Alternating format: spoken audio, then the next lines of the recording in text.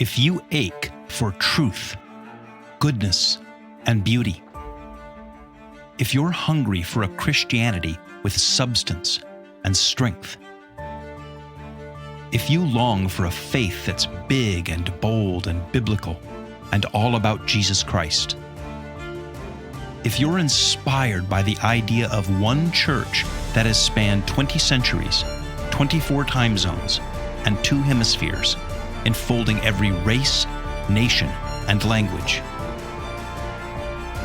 then you're considering Catholicism. Welcome to Considering Catholicism. I'm Greg Smith, your guide to the faith, life, and civilization that is historic Catholic Christianity. This year, the Catholic bishops throughout the United States have launched what they are calling a 3-year Eucharistic revival.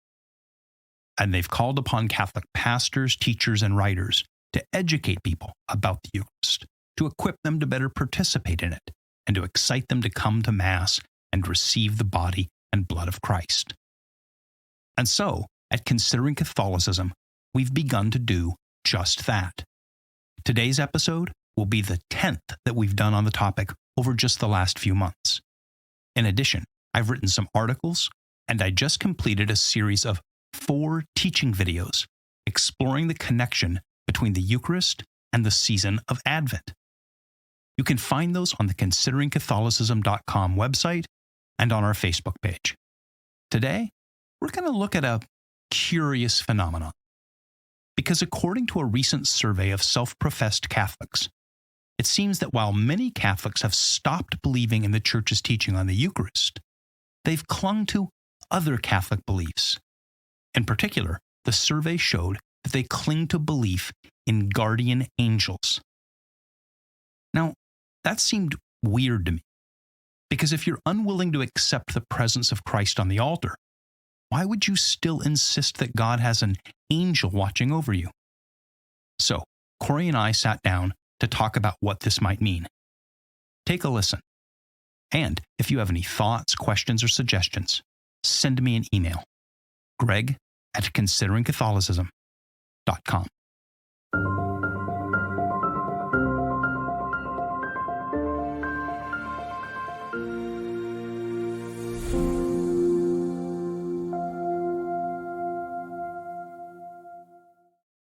So, Corey, we've been doing this series on the Eucharist here on the podcast, and in conjunction with the Eucharistic revival that the U.S. Conference of Catholic Bishops has called us to do over the next 3 years or now 3.5 years or whatnot.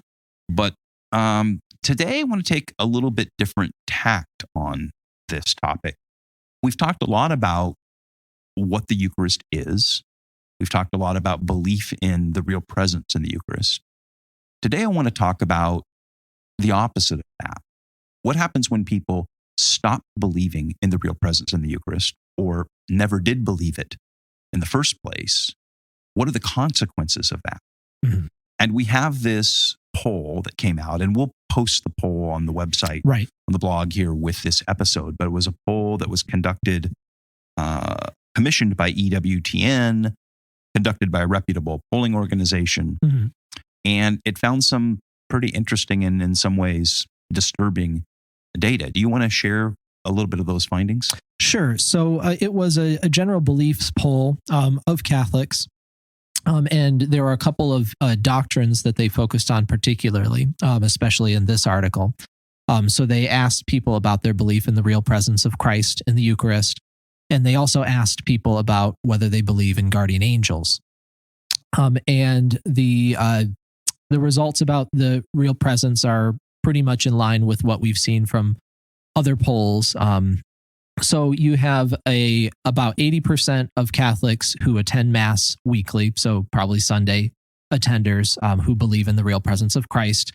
Fairly high. Obviously, we want 100%, but and then this figure it goes down to 61% among people who attend Mass only once a month, and then it drops even more to only 42% for those people who are only attending Mass a few times a year. And then it gets really low. It's only 17% of people who believe in the real presence if they never attend Mass. And then there's another figure thrown in there of 14% for those who attend once a year. So once your mass attendance is little to non-existent, your belief in the real presence is also little to non-existent. Now, I knew we just threw a bunch of numbers at everybody, but you could almost plot those on a curve or straight line curve. So basically at the high end, people that go to mass at least once a week, 80% of them, people go to mass once a year, 14% belief in the real presence. Right. And so that's almost a straight line curve downward. And it really creates a sort of inversely proportional relationship. The more you go to mass, the more likely you are to believe in the real presence. Right. The less you go to mass, the less likely you're to believe in the real presence. Exactly. Now let's stop there for just a second and ask about the causality of that, because that can go two ways. The one way is to assume that the less people go to mass, they stop believing in the real presence, or they never hear it because they're not in mass. The other way to think of it is the causality goes the other direction, that the less people believe, the less likely they are to go. So what's driving their low mass attendance is that they never believed it in the first place. Or have stopped. Yeah. Or have stopped. And if we were to track that back, I did an episode earlier in this year where we talked about statistics of what happened to the Catholic Church in the United States over the last 60 years. And those were all from like USCCB data. And what it showed was that you had this dramatic fall off in the 70s and the 80s and 90s and things like mass attendance. And I made the point in that episode that one wonders if you went back 50, 60 years, there were still those people who didn't believe in the real presence, but social pressure, community pressure, family pressure, you went to church because it was expected of you. Right. And then what happened was when the society changes, it creates a permissiveness. You, in a sense, are given social permission to not go. Right. And then if you don't have to go, you don't, because there's nothing compelling you to go. You don't believe that you're going to meet and receive the real presence of Christ there. Or you don't care. Or you don't care. So why would I go? And so it may, we don't know, it may be that there always were those people. In other words, we may be assuming that the belief in the real presence has fallen off, and that might be the case.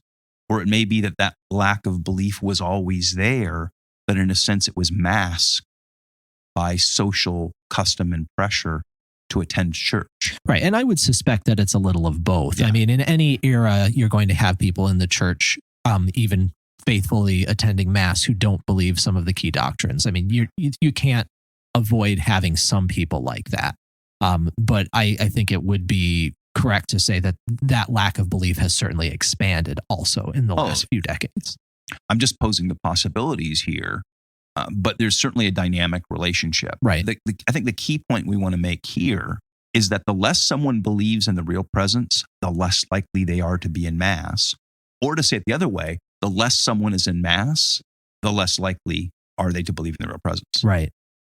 That makes sense? Yeah, it does, because you're not going to go if you don't think it matters. We've said that before. And so if you don't believe that it's really Christ that is present on the altar and that is being received in communion, then at some point it's why bother? Well, it's one of the reasons why I think that sort of extremely progressive Christianity and extremely progressive Catholicism, Catholic Christianity, in a sense, is ultimately self-defeating. The church is empty.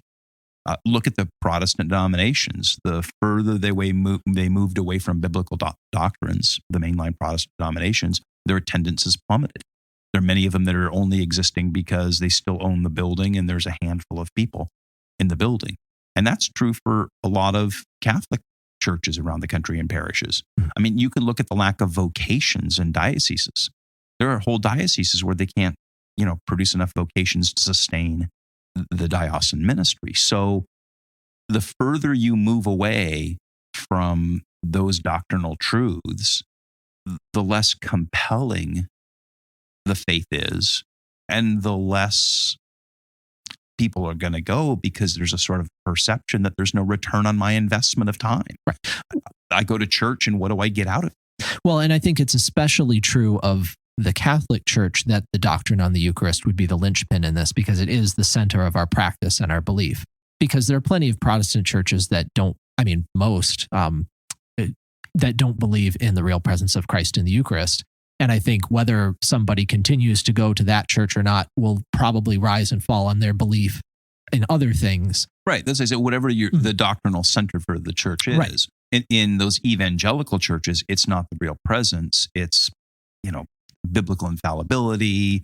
It's the gospel. It's mission. Mm-hmm. But I would argue that when you look at those liberal mainline denominations that have moved away from biblical infallibility, or at least biblical reliability, moved away from gospel preaching, moved away from mission, and they've become either a social club or essentially what Pope Francis called them, a badly funded NGO. Mm-hmm. Yeah. No one goes anymore. Right. So we're just establishing at this point in the episode this part of the poll or the survey that we're talking about, because there's more to it. So, but just to kind of wrap this, low belief in the real presence, it correlates with low attendance at Mass, right? And the causality between those is probably dynamic, right? Yep.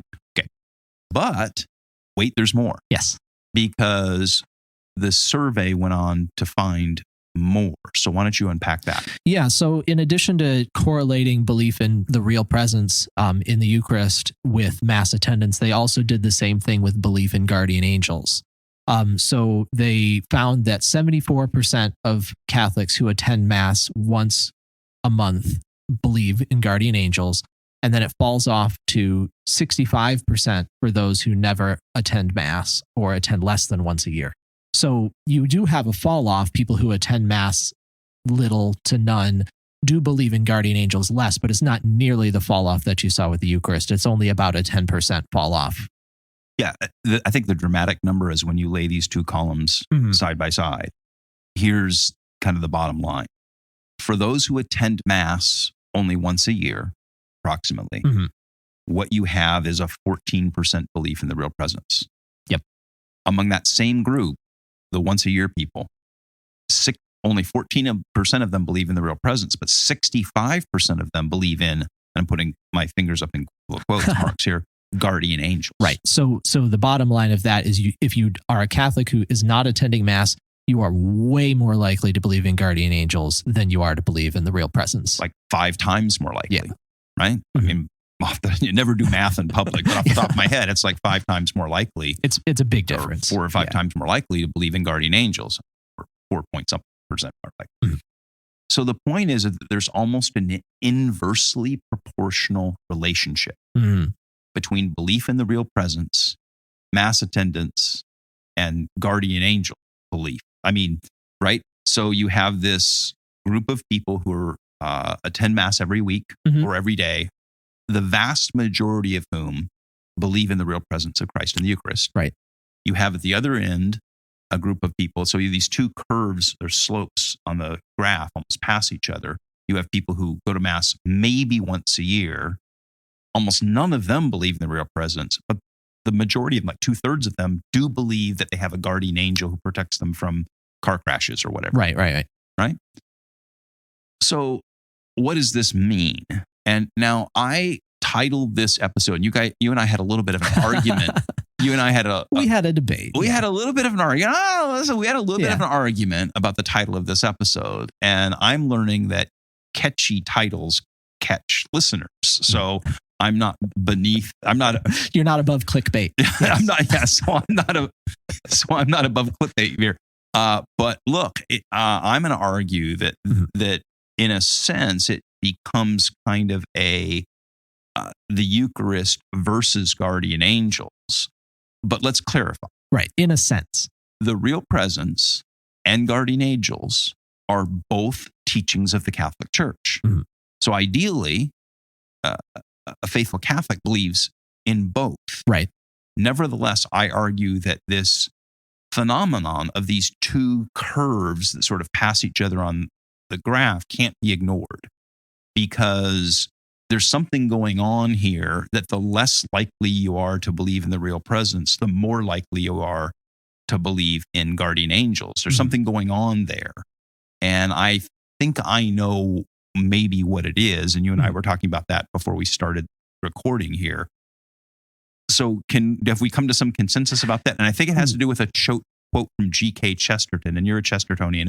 So why don't you share that? Yeah, I think we have reached consensus about it. I think it comes down to the idea encapsulated in this quote and another distinction that we can make that we'll get to in a minute.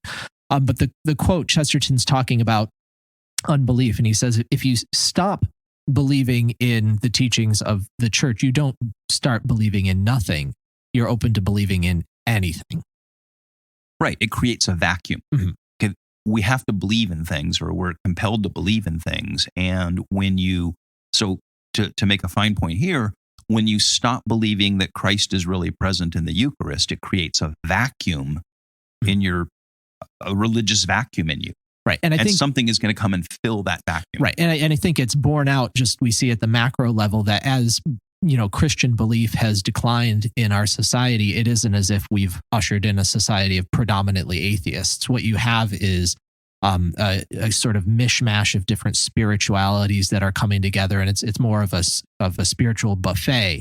People pick and choose, and they believe in any number of things rather than in a formal organized religion. Now, this survey didn't do this, but if I could commission a survey, if we had the budget to commission a survey. Dear listeners, if you would like to donate to the that's right. Considering Catholicism Survey Fund. Yeah, here's what I would do. I would tack on that. I would love to see belief in reincarnation, because I would be willing to bet you a nice seafood dinner that that curve of people who stop believing they were present, stop going to Mass, that you also see an increase in belief in things like reincarnation, aliens, Bigfoot, and a whole bunch of other stuff. Sure. And I think that goes back to this Chestertonian idea that you're talking about, that it creates this vacuum, and there's a buffet of sort of beliefs. Then you assemble your own religion, a sort of custom. You go down the buffet line and sort of, I'll take a little bit of this and a little bit of this and a little bit of this, and you make yourself a plate. Yeah, I think that is what happens. And it comes down to, between these two doctrines of the real presence and guardian angels are kind of a good representation of, on the one hand, the real presence, a challenging doctrine, both in terms of challenging to believe, and it makes demands of you. And we can talk about that more in a minute. And the guardian angel doctrine, which I would argue in a distorted form, not in its true form, but in its popular distorted form, is an easy doctrine to believe, a comforting doctrine, and one that doesn't really make any demands on you. I want to follow up on what you just said there for a second, because we've talked in the episode on transubstantiation, we've talked before about the Eucharist, and I've certainly heard, when I was a Protestant, process of converting or whatever, that people have trouble believing in transubstantiation. And I reject it. And here's why I reject it. I don't think it's hard to believe in. Once you explain it, it's no harder to believe in the miracle of transubstantiation than in guardian angels or reincarnation. Why is it easier to believe that we have guardian angels who reincarnate us, or whatever crazy spiritual items have been laid on the buffet plate? Why are those things inherently more difficult to wrap your mind around than the notion of transubstantiation? I think the real presence is a hard doctrine to believe, not because it's hard to believe in the ontological change in the elements, but because it's hard to believe or hard to accept the sacrifice of Christ and believe that a bloody Jew died to love you, to save you, and you have to humble yourself before that, because that takes you out of yourself. Because here's the deal. The Eucharist forces you to confront a God who gives himself for you, but asks of you humility and obedience. And that's the hard thing. Not some kind of, a rejection of Aristotelian or Thomistic metaphysics. Most people don't even get that at all. Yeah, I mean, most people don't deal in those terms. Yeah, I agree with you that it's not harder to believe in because of the logic or the rational argument. As you imply, a God who can create the universe, who can create guardian angels, who can heal people, can make himself present in this way. It's not logically more difficult to believe.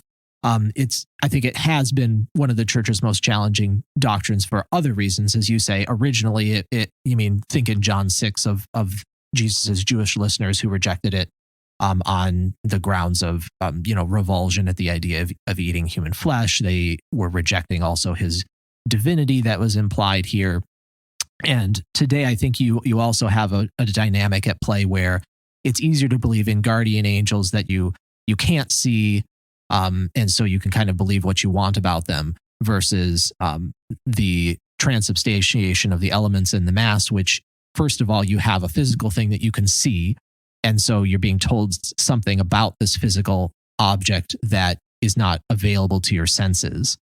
And also the church is teaching you a specific set of doctrines about this that's very well fleshed out, no pun intended, but also demands that you do things that, if we're going to receive the Eucharist, we need to do so in a state of grace that involves keeping oneself from sin, going to confession and being absolved of sin.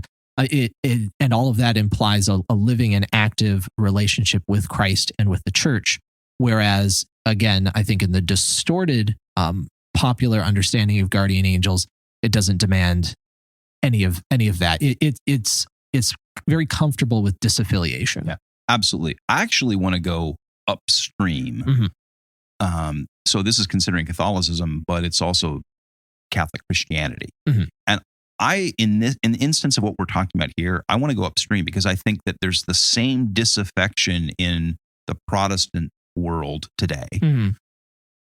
And it's about the cross. It's about really believing in the cross. And that's an ancient thing. Paul says, right, that the cross is a stumbling block to Jews and foolishness to the Greeks. Right. He says, the only gospel that I have ever preached and the only gospel that should be ever preached is Christ crucified, a stumbling block to the Jews and foolishness to the Greeks. It has always been hard to accept that. Now, what you're saying and what we're talking about too is the particular belief of the real presence in Christ. But I think that the rejection of that is a subset of the larger rejection of Christ. Yeah, no, I definitely agree with that. And that's because 2,000 years ago, when Paul was preaching in Athens or Corinth or wherever, it was objectionable to humble yourself before the sacrifice of Christ, to receive that grace and mercy with the implication of accepting my sin, right? Going to the foot of the cross has always been hard. And when we look at the folks who have moved away from the church, whether the Catholic churches or the Protestant churches, it falls under the larger umbrella of rejection of the cross, rejection of the crucified Christ. And there's the particular rejection of the real presence.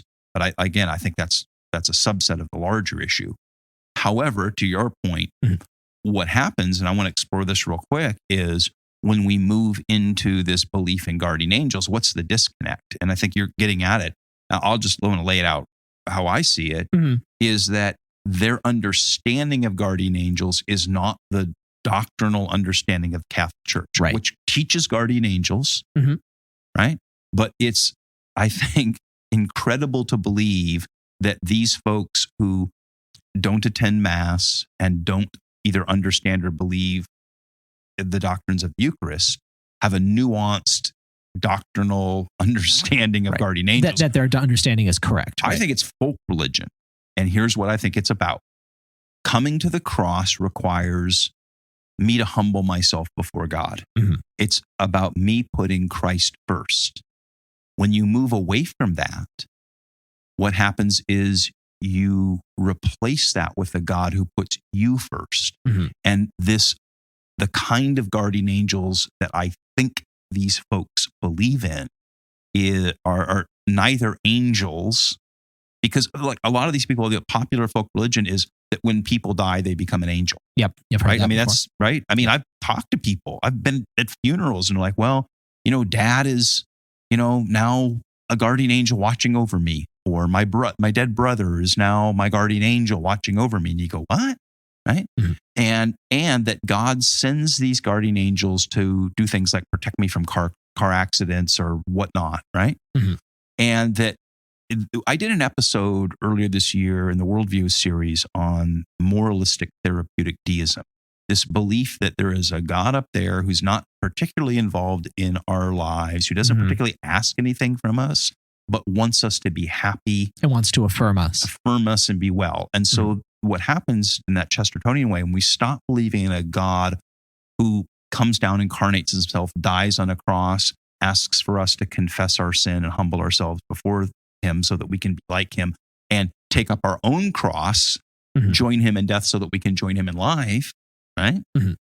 What we do is we start believing in a sort of distant, nice God who, sins, who uses his superpowers to protect us from things like car accidents. Mm-hmm. Yeah, no, I think there was a country song, Jesus Take the Wheel kind of thing, right? Yeah, I think what you're saying is exactly right, because we have to remember that, of course, the cross of Christ is central in the Eucharist. When Mass is celebrated, Christ's sacrifice on the cross is represented, is made present for us. And so an encounter with Christ in the Eucharist, especially in the context of the Mass, is a very tangible reminder of his sacrifice and the fact that we are to unite ourselves with his sacrifice, take up our own cross, like you said. And with this folk belief in guardian angels, let me put it this way. A real guardian angel is here to help you take up your cross and Right. follow Christ and to help guide you to heaven. If that involves helping to save you from a car crash, that's within the realm of possibility. Or to stand with you in your suffering. Right, exactly. It might be that's your way to heaven through the suffering of that. And so the guardian angel, the real guardian angel, isn't there just to, kind of tweak reality to make things Well, your nice guardian for you. angel doesn't necessarily hover over you. He stands before God interceding and praying for you too. Well, that's the thing, is guardian angels in a sense are facing both ways, primarily towards God and also towards you in order to intervene and help you, but always with the idea of helping you to take up your cross and walk towards the goal, which is heaven. But the folk belief in guardian angel is simply to make things better and nicer for me. It's not to take up my cross. The guardian angel in that view doesn't help me to take up my cross. He's essentially helping me to cop out of taking up my cross. Yes. So to summarize this, the cross Mhm. and the Eucharist is about, for me, existentially, it's about Christ. Mhm. The gift of Christ, and the reason why it's the Eucharist, it's Thanksgiving, is by making it about Christ, because it in a sense gifts it back to me by grace. Mhm. Right? So there's a sense in which going to the Eucharist kind of is not ultimately about me, but I become a beneficiary. Right. You become a Christ. part of it. I Yeah. become a part of it, but it's ultimately about worshiping Christ and seeing the Lamb, slain before the eternal throne of God on the altar, right? Mhm. The further we move away from that altar described in, Revelation chapter 5, where John sees the Lamb slain, the further I move away from that, the more it becomes about me. Mhm. God sort of exists to serve me. Right. And I mean, surprise, surprise, a religion I designed myself serves me. Yeah, right. C.S. Lewis said this once. I think it was in Mere Christianity. He said, if you were going to invent a religion, you wouldn't invent Christianity. Right. One to make you comfortable. Yeah. Right. It's not a religion that makes you comfortable. It's a religion that convicts you of your sin, calls you to humble yourself before Christ and to be elevated in him. I would invent a religion, he said, that made me comfortable by thinking that there was a happy, nice God who sort of took care of me. And I think that's what we see going on here. And so to sort of bring this to conclusion, this inverse relationship between belief in the Eucharist and the centrality of the cross, the centrality of the gospel, and the centrality of me, I think that's part of what explains this gap between people attending Mass, belief in the Eucharist, and all these other things. And then the question becomes, how do we deal with that as the church? How do we evangelize people? How do we share back? And it's not as simple as telling them to come back to church, because in some sense, they aren't going to come back to church until there is a conversion of their heart and a conversion of their belief, in which it stops being less about them and more about God. And so that's, I think, our great challenge in evangelization and sharing the gospel. But that's exactly the challenge it's been since Paul was running around the Greek cities of his day. Absolutely. Yeah. Well, thanks, Corey. Yep. Thank you, Greg. Talk again soon. Bye. Thank you for listening. My name is Greg Smith. And if you've enjoyed this podcast, would you please hit the like and subscribe buttons wherever you get your podcasts? And please share it with others. And if you're curious about the Catholic worldview and faith, the Church and its saints, or Catholic history, culture, and art, then visit consideringcatholicism.com. And email me to let me know what you think. Greg@consideringcatholicism.com.